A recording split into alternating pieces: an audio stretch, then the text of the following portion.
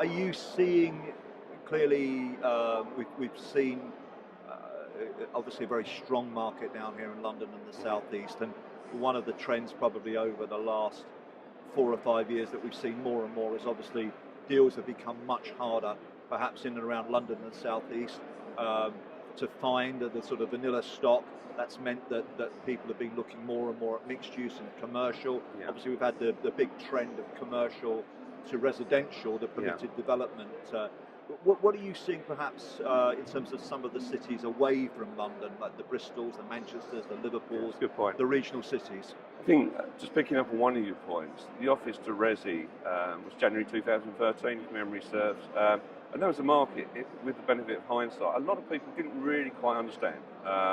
We were lucky, we knew it was coming, and we did a heck of a lot of that stuff in a relatively short period of time. My opinion now is that stock, there's very, very few. The profitability on it, those days are gone. Also, it's been sort of proven that a lot of commercial space now is not there anymore, and how long, it's going to go on for, who knows. But the London side, it depends where you're looking in London. It's a pretty obvious statement. I think a lot of lenders said zone 1, they're wary. And that includes ourselves. So you're tending to stretch London out into zone 2, zone 3. Obviously prices are cheaper, still very commutable, depends where you're looking at, where you're going. You mentioned Bristol, very up and coming. I went to a presentation by Savills, the valuer, and it was interesting where they deemed the hotspots to be.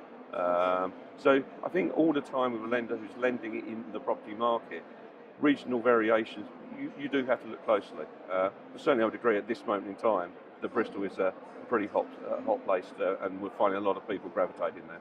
Yeah, I mean it's a classic regeneration location. Also, Absolutely. with the electrification of the Great West Rail, there's a lot of money gone into Bristol in the last 3, 4, 5 years, it's clearly still a compelling prospect. I think in terms of house prices, I think Bristol is still was until very recently at least the strongest residential market for average house price growth. So, and that's on the back of obviously a strong economy.